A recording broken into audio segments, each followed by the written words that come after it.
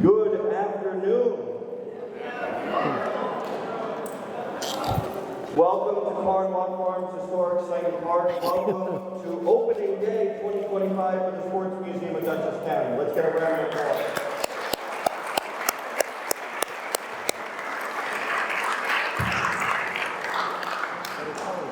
My name is Town Supervisor Joseph D. Cavazzini, and on behalf of our town of Wappinger, welcome to this still in the process of being renovated new event venue in our community.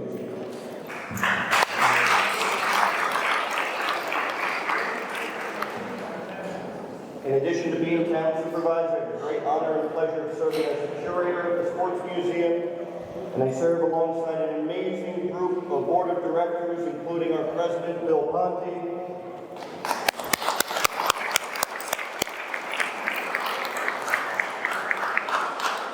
Chairman of the Board, Barbara Ponte. Yeah.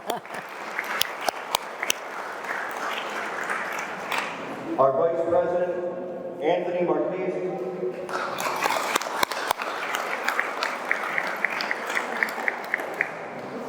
Our Secretary, Olga Nikolaev.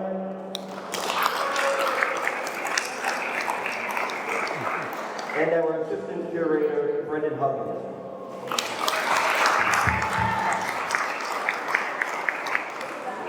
In addition to our Sports Museum Board of Directors, we are joined today by my colleagues in government. I'd like to acknowledge all of them here with us today, starting with our Senator, Robert Rollison,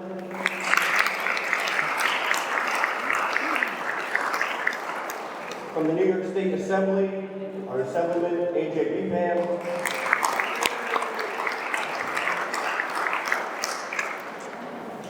joining me on the town board, Councilman for the 4th Ward, Al Casella. The chairman of our Dutchess County Legislature, Will Truitt. Our Dutchess County Family Court Judge, Tracy McKenzie.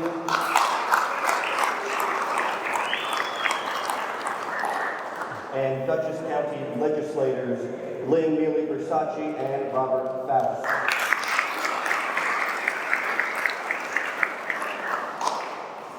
Ladies and gentlemen, at this time I'd like to introduce the president of the Sports Museum of Dutchess County and the chairman of the board, Barbara Ponte.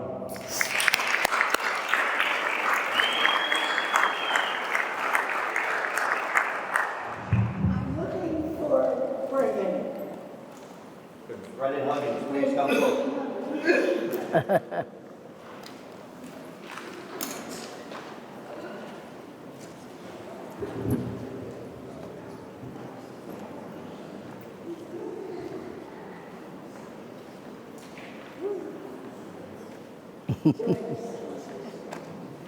I'm pleased to present the certificate of lifetime membership to the Sports Museum of Dutchess County to Brendan Huggins, graduating there as senior and museum assistant curator. Over the past 3 years, Brendan has played a central role in creating and curating and presenting exhibits across the museum, most notably to our beloved baseball rooms and a newly created concert and sports room.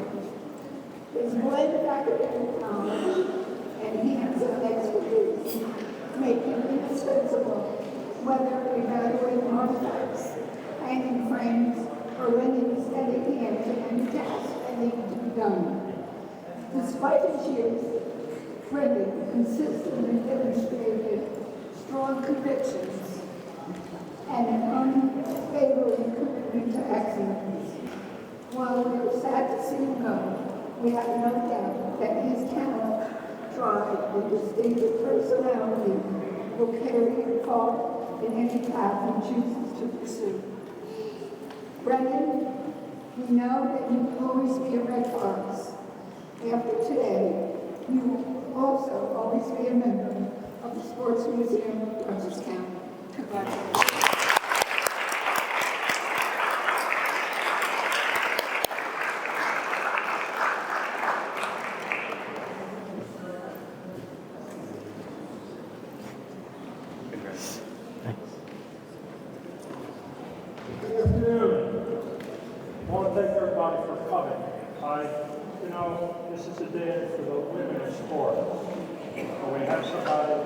Pat Zerbe here, you know, it makes it something that we all have to be proud of. Tell you a very quick story how this day came about. We had a plan where we were going to take some of the individuals that were sports legends in Dutchess County. And Pat Zerbe was one of them. She was coming to our museum to be taken. I went outside to meet her coming. I see this little sports car, white sports car, flying into here, parked where it's not supposed to park. And somebody said, well, they said I could park there. I don't know, you know, so fine. Get out of the car, and there's a pad, and she's walking up, and I said, you must be Pat Zerbe, and she says, I know who you are, I'm here for a tour. So I took her in, we did a tour about 45 minutes, and she was so sharp on everything. She knew everybody, the daisy things, the whole story. We went to the wall, we have the local people from Dutchess County, and she knew everyone. I worked with him, she's my friend, fine, we got done. I said, thank you. She said, Bill, thank you very much for the tour. But now I want to see where the ladies' room is. Well, when she said that, I thought of something different than what she meant. Okay? She meant where are the ladies' things, okay? And we didn't have them. And she says, well, Bill, we've got to get out right now. You and I got to start a committee to fix it. And today is the culmination of that work. Pat did a tremendous job. The people that worked on the committee, the people that worked with us from Maris did a wonderful job. And again, I want to thank everybody for coming and turn us back over to Mr. Tennessee.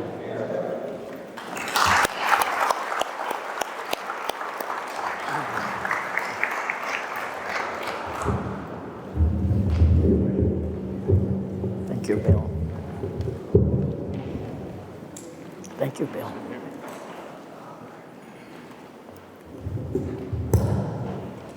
Thank you, Bill and Barb. Congratulations, Brendan.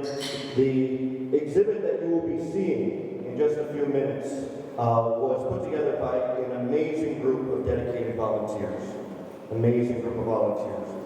And that is one thing that makes the Sports Museum of Dutchess County very special and unique. We are a 100% volunteer-run organization. And we continue to grow our collection and our museum almost every season. That's why we have a celebratory opening day every year. We have a tagline in this museum, and that is called Legends of Dutchess. Initially, when we reopened this museum in 2019, we highlighted over a dozen different athletes from Dutchess County who made it to the professional level. And again, each year we take it a step further. And as the president mentioned, we have brought on an amazing firecracker, an amazing personality in Pat Zerbe to start the next chapter of recognizing female legends of Dutchess, which is huge. Round of applause for her.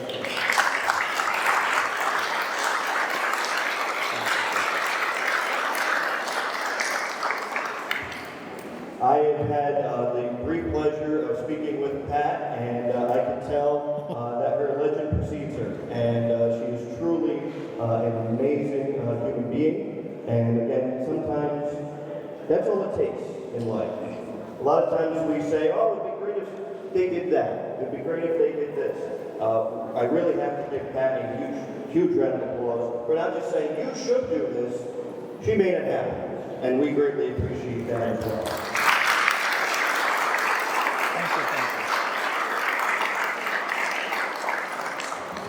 In our exhibit, you will be seeing displays on Olympic figure skater Debbie Thomas from Dutchess County. You will be seeing our county's own WNBA superstar. And one thing for me as a town of Wappinger history buff, you will see a sash that was carried by an Olympic torch bearer in 1980 when the Olympic torch passed through the town of Wappinger on its way to the Lake Placid Olympics. That is pretty neat. At this time, ladies and gentlemen, I would like to call up Ariana Kingman for the national anthem, and this is put together by our town's Arts and Culture Committee. Ariana.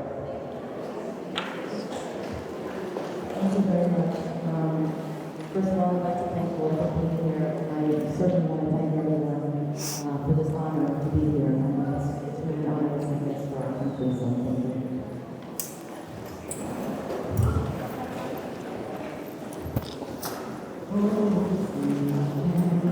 You see by the dawn's early light what so proudly we hailed at the twilight's last gleaming, whose broad stripes and bright stars do the perilous line. For the ramparts we watched were so gallantly streaming, and the rockets' red glare, the bombs bursting in air, gave proof to the night that our flag was still there. Oh, say does that star-spangled banner yet wave for the land of the free and the home of the brave.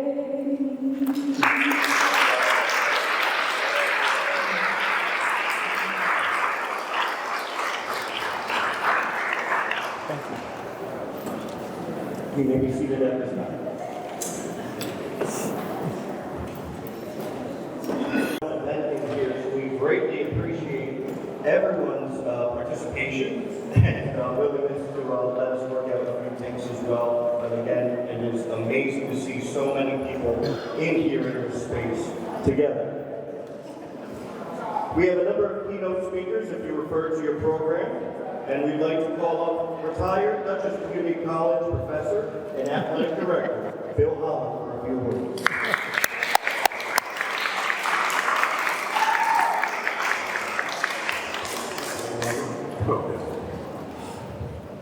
Thank you very much. Joseph, appreciate it. And I didn't realize I was going to be before such distinguished politicians in the area. Happy that you all were here for this presentation. I'm also used to working with monitors, so I don't use the monitors here. I'll have to refer to my notes. So, but the monitors are the new things nowadays. If I forget anything and make any lapses, you'll have to forgive, because after all, aged people, 95 years of age, like that, and myself, Yeah, little excited. in all sincerity, all kidding aside, I'll refer to my notes here, and I'm thrilled to recognize this pioneer of women's sports, and in our Dutchess County here in particular. I was approached by Barbara in March, and it was only a timely and appropriate time, knowing that that is National Women's History, the month of March. And this is a person of history right here, Pat Zerbe, a woman of history, and a true pioneer. I thank the sports team, Bill and Barbara, for my invite to be here with this great friend of mine and putting this event together. As for Pat, she's truly a pioneer. I call her Patsy the Pioneer. That's her new handle, that's her new nickname. Maybe Dr. Seuss would like to fight for Patsy the Pioneer. Look into that Patsy. But I will clarify exactly what I mean by that title. Unknowingly for years, I took a lot for granted about this woman, not really knowing the history and what she is. So pardon me if I go off track for a minute. I wish to digress and shed some other information. I happened to come across an article of a young woman in March that this young woman, her name was Catherine Switzer. That brought to mind my own Pat Zerbe, the drive, the initiative, the accepted challenge. Catherine trained with the men's cross-country team at Zerbe University. She had hopes and ideals and aspirations of running in a marathon. At that time, in the early 60s, the Boston Marathon did not allow women to run into that event. Catherine submitted an application to KC Switzer. So she received the bid, she was allowed to run. And as she was running the race, of course, the news media and photographers recognized her there, and the word started spreading. So the event organizer tried to stop her from running, tried to intercede, and of course she was protected by a boyfriend and other male runners. So she was able to complete that marathon in 4 hours at that time. And she goes down as a pioneer of women in cross country. Pioneer for, because it wasn't until 4 or 5 years later, 67 or so, that they Boston Marathon allowed women to enter into that race. So that's the type of pioneer, which I know Pat has done in other areas here in this county for women and for sports. I've virtually got a page here, sorry. As I talk here about our history at Dutchess Community College, I'm ever grateful to Dr. James Hall. He's the first president who brought the college to the down campus, and for hiring Pat Zerbe and myself and another colleague who's with us here today, Dick Dyke, from that same era, in the early 60s. We've been close associates and friends for all these years. My good fortune and gratification of over 35 years at Dutchess together with Pat, and now 62 years later, a lasting friendship. Pat has been a true friend, a role model, and nothing but class. No one, and I mean no one, in our staff could match the professionalism of her, whether it was on the sidelines, in the classroom, her coaching, were all beyond reproach. When we began at Dutchess, we only had 3 sports teams at the time. Men's basketball, men's baseball, and cross country. Dick Skinner was our coach of those sports at the time. We were hired at Dutchess, Pat, myself, Dick, and others, not specifically for coaching, but for an unmatched physical education program that was offered by the college. So I was asked to coach cross country my first year. Not being a runner myself, I was not too happy with the situation, but I did it. And then the next year I taught the colleges and starting the soccer team. So as the soccer team began, and I know at the time, of course, we did not have women's basketball. And of course, Pat was instrumental in starting the women's basketball team back at that time. So far back that I remember, of course, they were only allowed to go half court. There were rules back there at that time prohibiting women how they played the sport. Thank goodness we've come a long way and those things have changed to where we are today. But Pat was a pioneer for women's basketball at Dutchess Community College and actually the originator of the sports. In those early years, we didn't have facilities at Dutchess Community College. We used the Armory for basketball practice. We used Backville High School for basketball games. Soccer had to use the Hudson River State baseball facility. And King Street courts were the only tennis thing that we had right off Tennis Avenue that we used for a tennis team. As for tennis, one of Pat's loves, of course, came reality when Pat was actually the one able to take over that competitive sport. It became a competitive sport at the college. When we did some maneuvering, but we had a coach in there that really couldn't care less about tennis. He just wanted to scout. I won't mention any names, but anyway. He was just interested in the salary. So between Mr. Dyke and myself, we made some maneuvers of moving him out, giving him a job where he could make some money coaching cross country. And Dick at that time was starting baseball. And Pat was able to start tennis at the college at that time. Turns out it was one of the greatest moves ever for the college, the student athletes, the community at large. I'm so thankful that we made that at that time. We all know the history of Pat being the first girl to play organized Little League baseball, cracking that old-time restriction, boys only, and the beginning of her title, Pioneer. She was actually recognized by Sports Illustrated as faces in the crowd, quite a feat and quite a recognition. But here in our midst, we have this lady who secured her place in not only that small town of Pennsylvania, but a small city here in upstate New York, Poughkeepsie, and fortunately, Dutchess County. I promised Barbara I would keep this short, but I have a few stories to tell. At the time at Dutchess I was serving as an athletic director, we had a men's tennis team. We had a young lady playing on that men's tennis team. It was so talented that they won the regional title. They were invited to the national championship. That young lady, Jane Wood, was part of that team. And unknowingly, we know that when the tournament came, national tournament, they were not allowed the young lady to play because it was a men's only sport, and she happened to be on the men's team. As we come back disappointed, Pat, the young lady, myself, her parents, the college and all. Fortunately for her father was a lawyer, if I'm correct, Pat. I may have been telling us wrong, but anyway, we have basically challenged that on a national level. Actually, I heard from them and wanted to know what we were doing up there, trying to cause issues of a woman showing up on a men's team to play in the sport. XO was challenged, it was received by the national office. They tried to make amends for that situation, and they allowed her to play in the women's tournament, which was a different time of year. So, but Pat, at that time, again, going down, she challenged the national office, challenged the rule, woman on the men's team, and it kind of became history of her as a pioneer.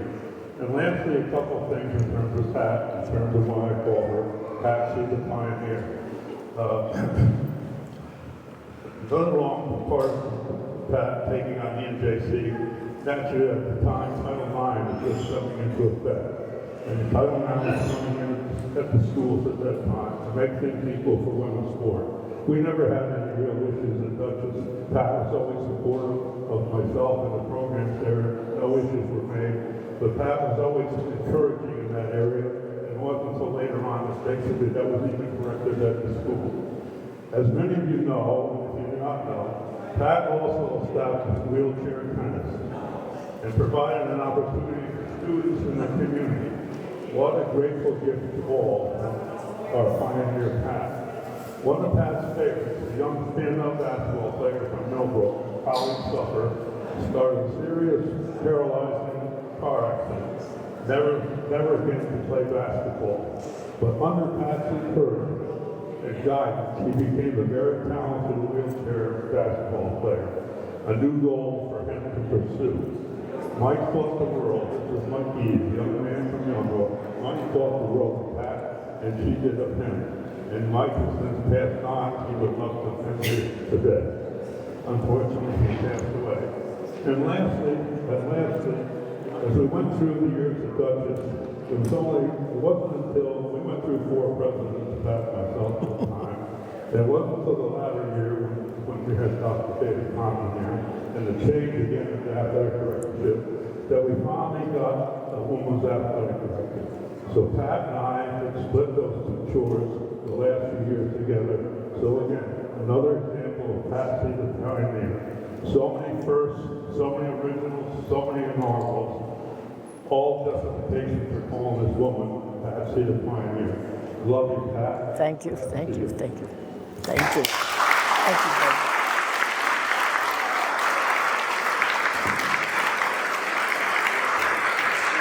Thank you so much, Billy. Thank you, thank you, thank you. Okay. From Marist College, head coach, women's basketball team, Erin Downey.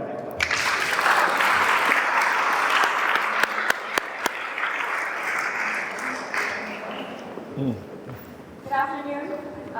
What a wonderful celebration of women in sports in Dutchess County. What a great turnout. This is absolutely overwhelming. Thank you to the Sports Museum of Dutchess County, Bill and Laura Ponte, Pat Zerbe, and everyone else involved for your hard work putting this all together.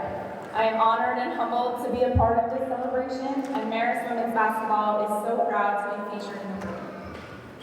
For those of you who don't know, I am Erin Dowdy, and I am the head coach for Marist Women's Basketball at Marist University. I have been a resident of Dutchess County and a part of the women's basketball program at Marist for over half my life. And while I've been saying it for quite some time, I think I can officially say I am a proud Poughkeepsie resident and Marist is my home.